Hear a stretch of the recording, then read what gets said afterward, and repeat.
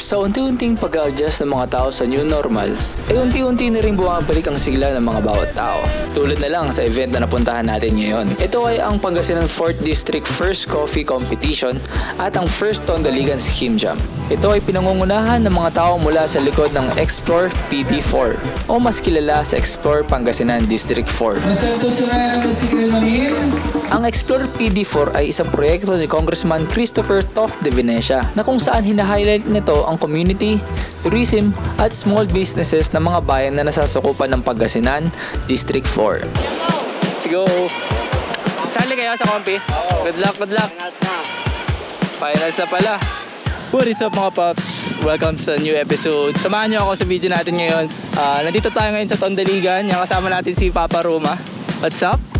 Yan. Nandito kami ngayon sa Tondaligan para i-cover yung first Tondaligan Skim Jam at saka yung first coffee competition. Ang nasa likod ng event na to ay siyempre ang ating idol na si Kong Toft. Yan. Si Congressman Christopher de Venecia.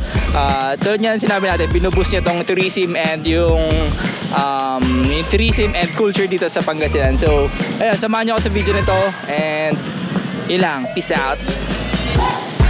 Ang coffee competition ay ginanap sa Mayor's Pavilion na matatagpuan sa Japanese Garden, na kung saan nagtipon-tipon ang mga kalahok mula sa iba't ibang panig ng Pangasinan para ipakita ang kanilang talento sa paggawa ng coffee latte art.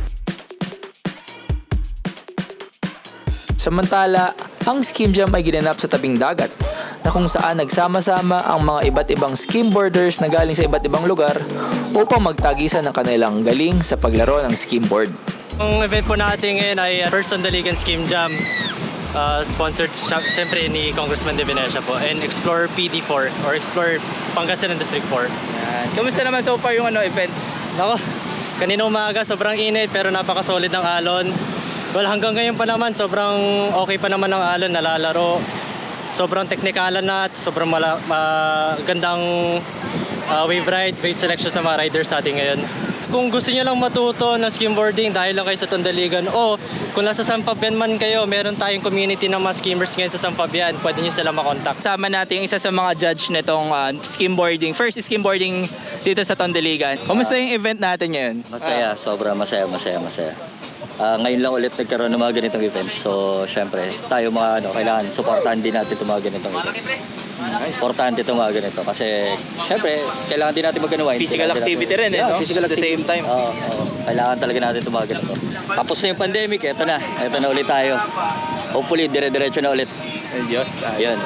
Thank you. Kamusta tong first skimboarding competition sa Tondaligan? Tingin mo ba parang masusundan to dahil successful ba, ganon? Tingin ko masusundan to kasi napakaraming sumali, iba't ibang lugar sa Nice. Fabian. So sad lang na hindi nakapunta yung mga tropa sa ibang lugar like La Union. Oo. Sayang nga, sayang para mas masaya sana. Kasi first na event to ng skimboarding kaya sayang yung na-miss nila. Pero sa tingin ko marami pang susunod na ganitong klaseng event. Any messages, mga shoutouts, yan, ang gusto kong batiin. Shoutout sa mga Tropa natin. na pinipilit na humasel dyan. Yawn, ganda. Makikita din natin sa kabaan ng Tondaligan Baywalk ang mga small business owners na nagtitinda ng kanilang iba't ibang produkto. Mayroon nagtitinda ng mga damit, kasama natin ang Sun Clothing. Sun Clothing number one. Mga accessories na 100% ay likhang kamay. Kitchen na gawang kamay din, Dreamcatcher, gano'n. Mga stickers, henna tattoo, coffees at alcohol beverages.